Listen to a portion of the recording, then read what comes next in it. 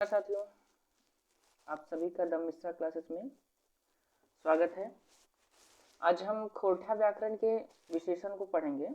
खोरठा व्याकरण के अगले अध्याय को देखेंगे। अलग अलग टॉपिक्स और भी बहुत सारे बचे हुए इसमें।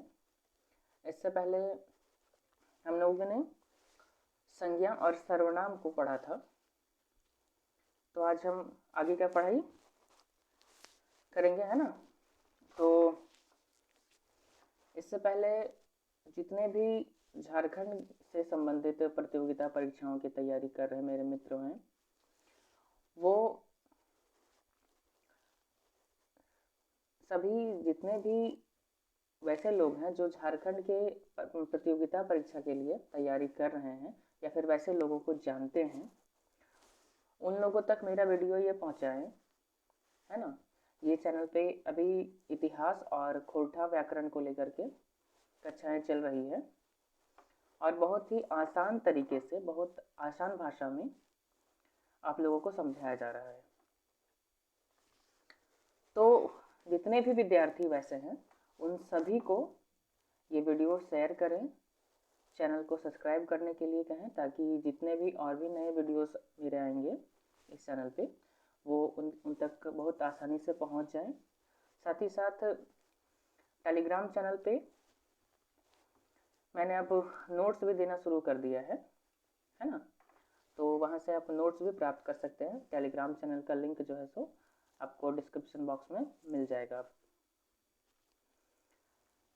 तो शुरू करते हैं आज का टॉपिक हम। तो विशेषण आज का टॉपिक है, जिसको विशेषण कहा जाता है खोरठा में, ठीक है। तो विशेषण कहते हैं किसको है, इसके विषय में जान लेते हैं। संज्ञा या सर्वनाम जो होता है उसका विशेषता बताने वाला जो शब्द होता है उसको विशेषण कहते हैं, ठीक है। संज्ञा या सर्वनाम का जो विशेषता बताता है उसे हम विशेषण कहते हैं, ठीक। जैसे कि हम उदाहरण भी जितना लेंगे, हम कोशिश करेंगे कि हिंदी और खोरठा दोनों में ही लें, है ना, ताकि आप लोगों को दोनों आसानी से समझ में आए, दिमाग में एकदम घुस जाए, ऐसे समझने का प्रयास करते हैं, है ना। दोबारा मतलब मेरे हिसाब से देखिए, नोट बनाना सही है, लेकिन उतना ज़रूरी चीज़ भी नहीं है। एक बार यदि दिमाग में सही ढंग से घुस जाए कोई चीज़, तो फिर नोट्स का कोई खास रोल रहता नहीं है। मैंने आज तक अपना जीवन में कभी नोट्स नहीं बनाया। नोट्स कैसे बनाते हैं वो भी हमको नहीं पता है। एक बार पढ़े बस हो गया, और कुछ नहीं करना। तो विशेषण हम किसको कहते हैं? विशेषण उसको कहते हैं जो संज्ञा या सर्वनाम के विशेषता को बतलाता है, उसे हम विशेषण कहते हैं, ठीक है। उदाहरण में हम लेते हैं जैसे कि करिया गाय, ठीक है।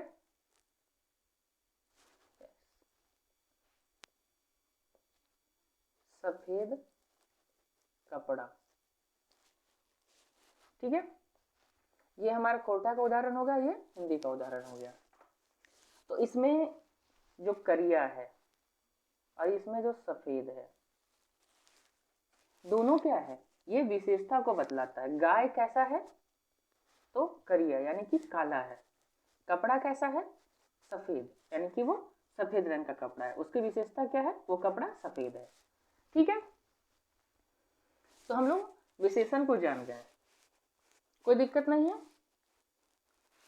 तो आगे देखते हैं कि जोन शब्द कर विशेषता बतवल जाए और विशेष से कहल जाए, यानी कि जिस शब्द का विशेषता को बतलाया जाता है, जिसके बारे में विशेषता बतलाया जा रहा है, उसे विशेष से कहेंगे, ठीक है। यानी कि जैसे हम करिया गाय का जो उदाहरण लिए थे, यहाँ पे किसका विशेषता बताया जा रहा है? गाय का। ये विशेष से बन जाएगा, ठीक है। ठीक, कोई प्रॉब्लम नहीं है। चलिए आगे देखते हैं।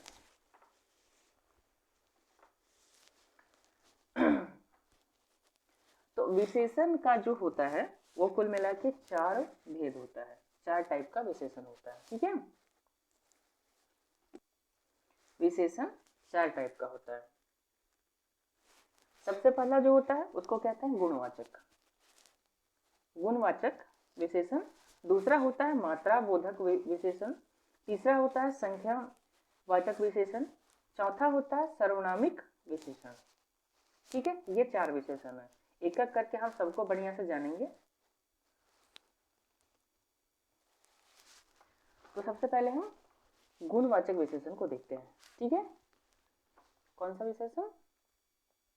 गुणवाचक। ठीक है,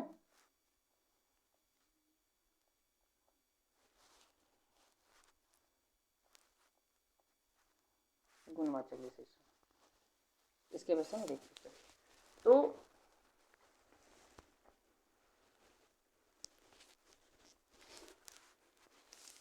इसमें गुणवाचक में हम ये देखते हैं, इसका तात्पर्य ये होता है कि किसी खास चीज का हम गुण को देख रहे हैं।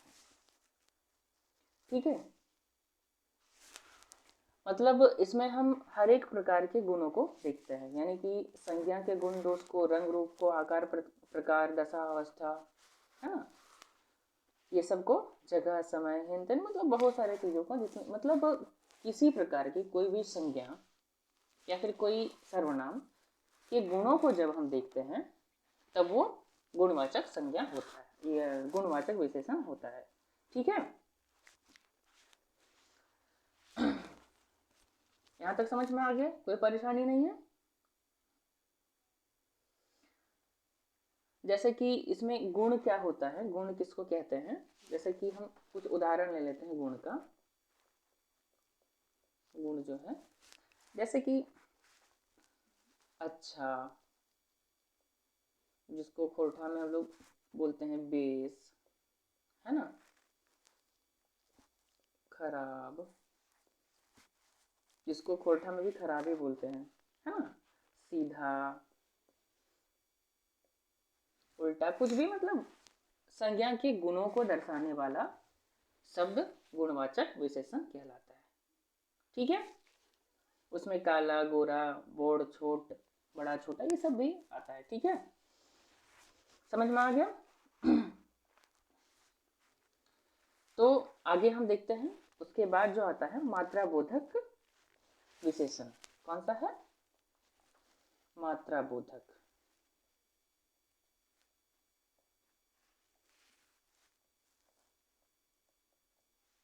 विशेषण। ठीक है, मात्रा बोधक विशेषण। तो मात्रा बोधक विशेषण में हम किसी संज्ञा की मात्रा को देखते हैं। ठीक है, या किसी सर्वनाम के मात्रा को देखा जाता है। इसमें मूल रूप से ऐसे शब्दों का प्रयोग किया जाता है जो मात्रा बोधक होते हैं। ठीक है, जैसे कि हम ले लेते हैं उदाहरण के तौर पर एक कलम। यहाँ पे मात्रा बोधक शब्द क्या है? एक। ये क्या बता रहा है कि कलम एक है। ठीक है, कोई परेशानी नहीं है। अब मान लेते हैं कि हम 10 किलोमीटर ऐसे लिखते हैं, एक शब्द लिख लेते हैं कि मेरा घर यहाँ से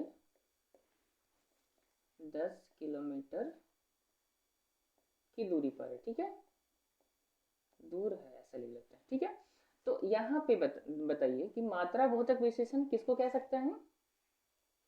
ये 10 किलोमीटर को, है ना। ये क्या बता रहा है कि मेरा घर इस जगह से, कोई खास पर्टिकुलर जगह से मेरा घर की दूरी कितना है? 10 किलोमीटर। ठीक है, ये समझ में आ गया? अब इसमें भी होता है दो टाइप का, मात्रा बोधक में भी दो टाइप का होता है। एक होता है निश्चित मात्रा और दूसरा होता है अनिश्चित मात्रा। तो निश्चित मात्रा हम किसको कहते हैं?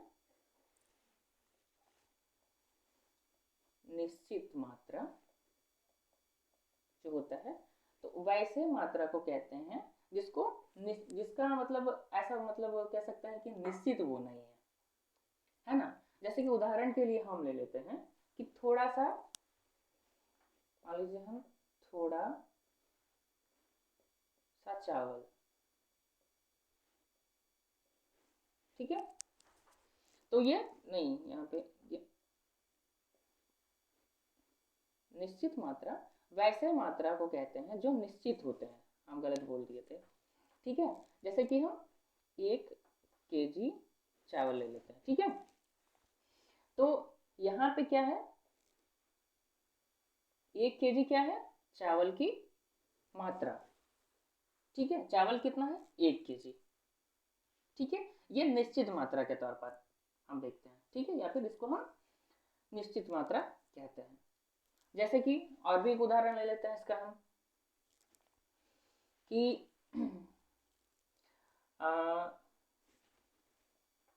एक मिठाई ऐसा ले लेते हैं, है ना, मतलब यहाँ पे क्या है, एक मिठाई, यहाँ पे मिठाई का मात्रा कितना है, 1 है, तो ये निश्चित मात्रा हो जाएगा। और दूसरा होता है अनिश्चित मात्रा, ठीक है,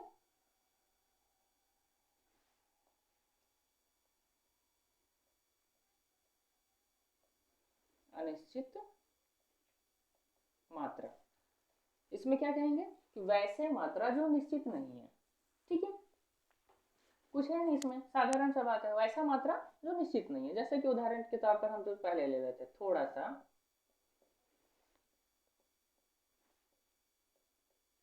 चावल, ठीक है, तो इसमें थोड़ा सा जो है ये किसको बता रहा है, चावल को, लेकिन ये निश्चित नहीं है कि कितना है, थोड़ा सा है, ये थोड़ा इतना भी हो सकता है, इतना भी हो सकता है, कितना भी हो सकता है, ठीक है। उसी प्रकार से हम ले लेते हैं जैसे कि कम पानी, एक उदाहरण ले लेते हैं, कम पानी, इसमें क्या अनिश्चित तौर पर क्या बताया जा रहा है, पानी वो कम है, लेकिन कितना है, एक्चुअल में वो कितना है वो नहीं बताया जा रहा है, ये कम है, ठीक है, कोई परेशानी नहीं है। उसके बाद आता है संख्यावाचक मात्रा, ठीक है, इसके बाद क्या आता है, संख्यावाचक,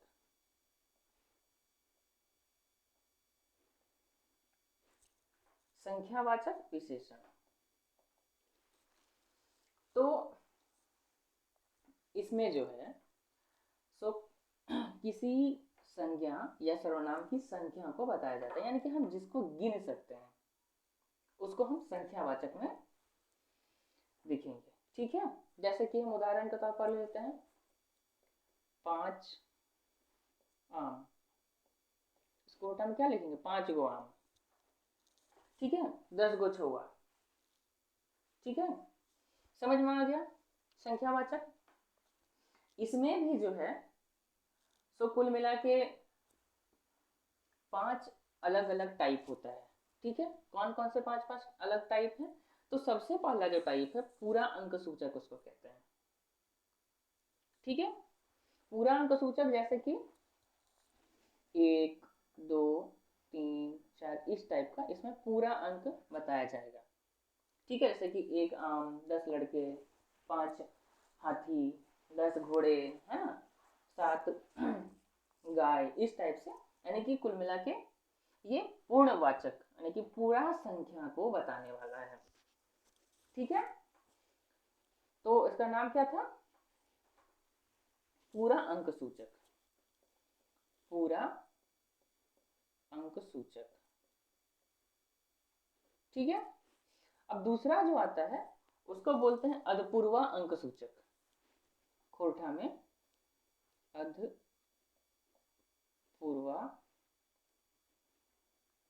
अंक सूचक,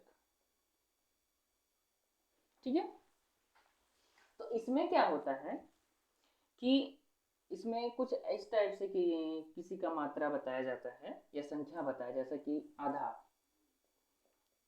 आधा, सवा, है ना, 1.5, है ना, इस टाइप के जो आते हैं,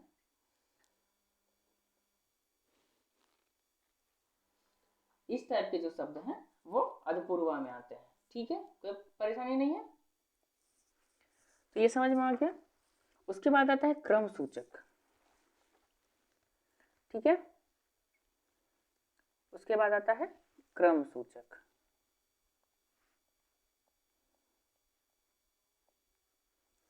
क्रम सूचक। इसमें हम क्रमों को देखते हैं, जैसे कि पहला, दूसरा, तीसरा, चौथा, इस टाइप का एक क्रम सूचक होता है। ठीक है। उसके बाद जो आता है वो गुणन सूचक होता है। गुणन सूचक। ठीक है। इसमें हम गुणा के तौर पर सीखते हैं, जैसे कि 2 गुना,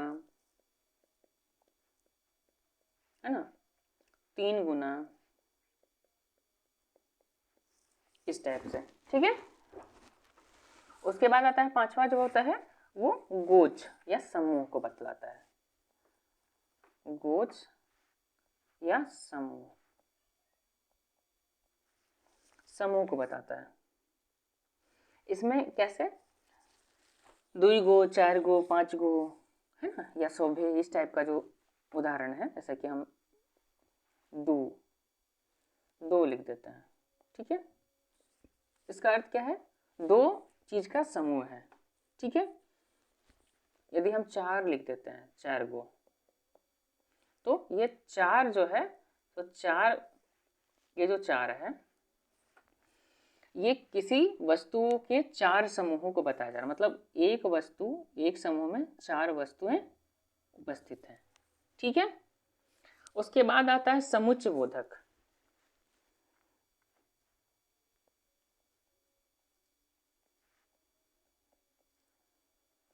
समुच्चय बोधक। ठीक है।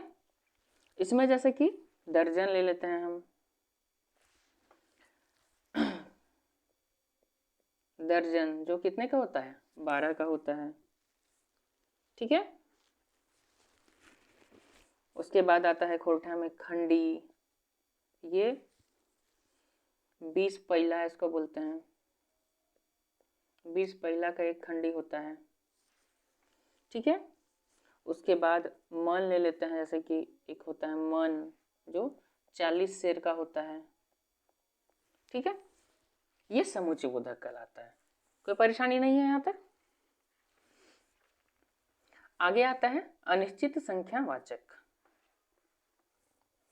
ठीक है। तो हम अनिश्चित मात्रा देख लिए, अनिश्चित अब संख्या देख लेते हैं। ठीक है। अनिश्चित संख्या तो वही टाइप से चलेगा इसमें भी। अनिश्चित संख्या जो होते हैं, इसमें जो है सो कोई भी ऐसा गिनती, ऐसा संख्या को बताया जाता है जो अनिश्चित तौर पर होता है। जैसे कि हम थोड़ा, बहुत, है ना, ऐसे ले लेते हैं, बहुत, ऐसे संख्या जो है सो अनिश्चित संख्या में आता है। ठीक है। कोई परेशानी नहीं है। अब आगे जो आता है सर्वनामिक विशेषण। ठीक है। आगे जो चौथा हमारा है वो सर्वनामिक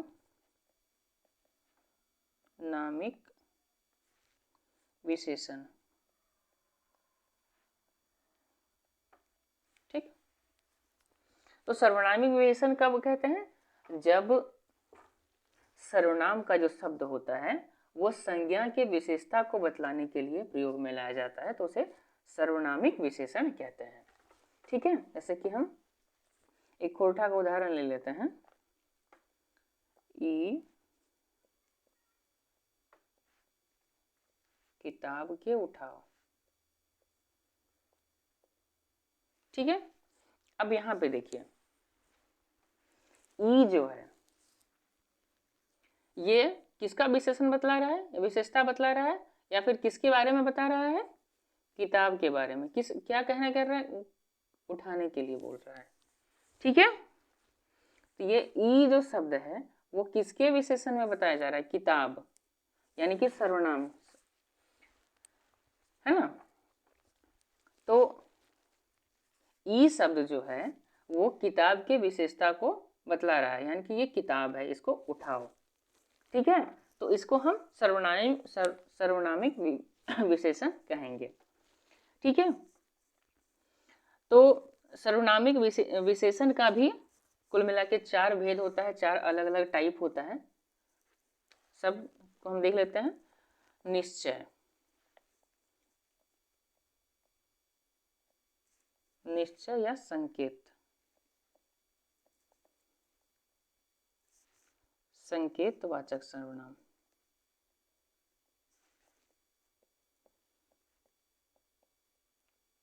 ठीक है, अब इसके विषय में देखते हैं। तो यहाँ पे 2 शब्द का प्रयोग करते हैं। सबसे पहले ई और उ। ठीक है, तो यहाँ पे दूर और नजदीक के 2 वस्तुओं को दिखाने के लिए हम ई और उ का प्रयोग करते हैं कोठा में, है ना।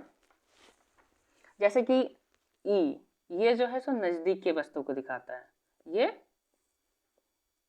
नजदीक के वस्तु के लिए हो गया, और उ जो हो गया वो दूर के वस्तु के लिए हो गया। ठीक, तो निश्चय या संकेतवाचक यानी कि ऐसे संकेत जो सामने यानी कि नजदीक और दूर के वस्तुओं के लिए उपयोग किए जाते हैं, वैसे शब्दों को हम क्या कहते हैं? संकेतवाचक सर्वनाम।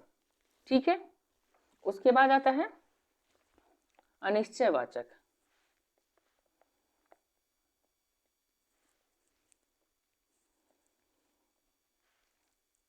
अनिश्चयवाचक,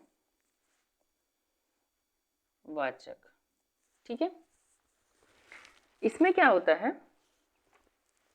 इसमें चीज अनिश्चित रहता है, जैसे कि कोई, है ना, या कुछ। इसमें कुछ है नहीं। मान लीजिए कोई आदमी हम लिख देते हैं, कोई जो है आदमी के लिए प्रयोग कर देते हैं, तो इसमें निश्चित नहीं है कोई आदमी होगा, कुछ चीजें होंगी, है ना। तो ये अनिश्चयवाचक सर्वनाम में आ जाता है, अनिश्चयवाची। ठीक है, उसके बाद आता है प्रश्नबोधक।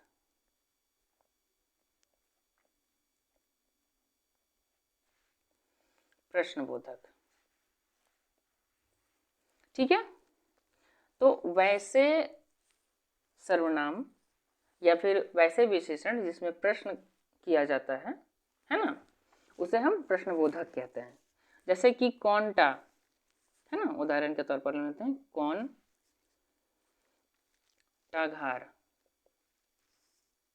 ठीक है, तो यहाँ पे पूछ रहा है क्या? घर के विषय में पूछ रहा है, ये कौन सा घर है ना। या फिर हम ले लेते हैं एक उदाहरण, केकर किताब, या फिर किसका किताब, केकर किताब। ठीक है, तो यहाँ पे क्या है? प्रश्न लगा रहा है किसके ऊपर? ये किताब किसका है? ठीक है, ये प्रश्नवाचक है, तो ये प्रश्नबोधक हम कह सकते हैं। ठीक है, आगे आता है संबंधबोधक सर्वनामिक विशेषण। ठीक है, यानी कि इसमें संबंध दिखाया जाता है, संबंध बोधक सर्वनामिक, ऐसे ही हम शॉर्ट में लिख देते हैं। ठीक है, सर्वनामिक विशेषण, इसमें किसी का संबंध दिखाया जाएगा, जैसे कि हमर घर, तोर गाय, ओकर किताब, जकर कलम, तकरे दे दही। इस टाइप के जो शब्द हैं, जैसे कि हमर घर हम लिखते हैं, हमर घर। इसमें संबंधवाचक क्या है? ये जो हमर शब्द है ये किसको दिखाता है? मेरा, और ये घर, यानी कि ये घर किसका है? मेरा है। ठीक है, ये संबंधवाचक या संबंध बोधक सर्वनामिक विशेषण में आता है। तो हमारा सर्वनाम यानी कि विशेषण जो है सो वो खत्म हो गया। कहीं परेशानी होगा तो कमेंट करके पूछ लीजिएगा। ठीक है, आगे हम देखेंगे कारक।